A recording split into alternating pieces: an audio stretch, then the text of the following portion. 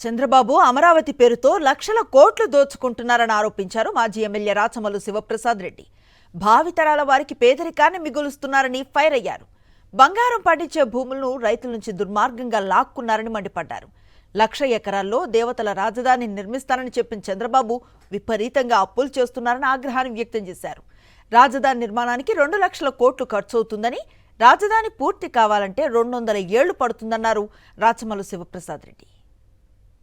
3 పంటలు పండే బంగారాన్ని పండించే పంటలను భూములను 3 పంటలు సంవత్సరానికి బంగారు పండుతుంది.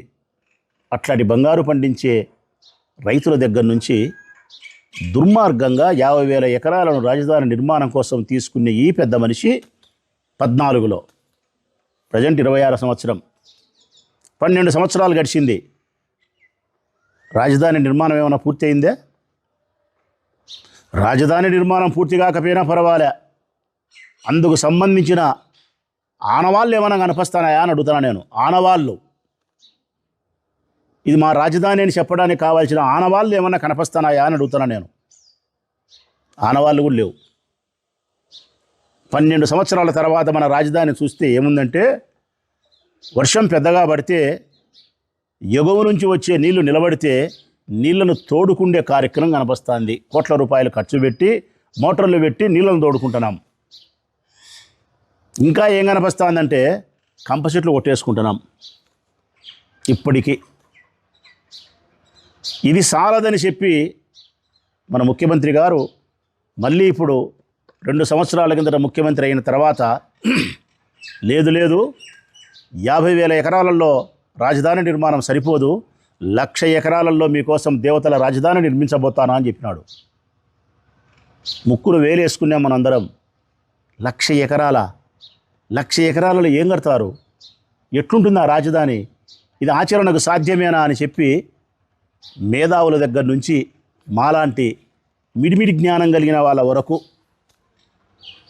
పెద్దగా మేము చదువుకోలే, మాకేం తెలియదు, మాలాంటి వాళ్ళ వరకు ఇది ఎంతటి సోద్యం అబ్బా 1,00,000 ఎకరాలంటే అనుకున్నాం. మళ్ళీ ఇప్పుడు 50,000 ఎకరాలు కావాలని చెప్పి మళ్ళీ రైతుల దగ్గర దుర్మార్గపు చర్యలకు శ్రీకారం చుట్టినాడు. సంవత్సరానికి 3 పంటలు పండే బంగారం సైతం పండించగలిగినటువంటి బంగారం లాంటి భూములను రైతుల దగ్గర నుంచి మళ్ళీ 50,000 ఎకరాలు తీసుకునే ప్రయత్నం చేస్తున్నాడు. నోటిఫికేషన్ ఇచ్చినారు 50,000 ఎకరాలకు. అంతా వెలసి 1,00,000 కోట్లు ప్రజలారా. 1,00,000 ఎకరాలు, 1,00,000 ఎకరాలు. ఈ పెద్ద మనిషి చెప్పిన మాట ఏంటంటే, మన ముఖ్యమంత్రి గారు చెప్పిన మాట, ఒక్కొక్క ఎకరాను డెవలప్ చేయడానికి 2 కోట్ల రూపాయలు ఖర్చు అవుతుందని చెప్పినాడు.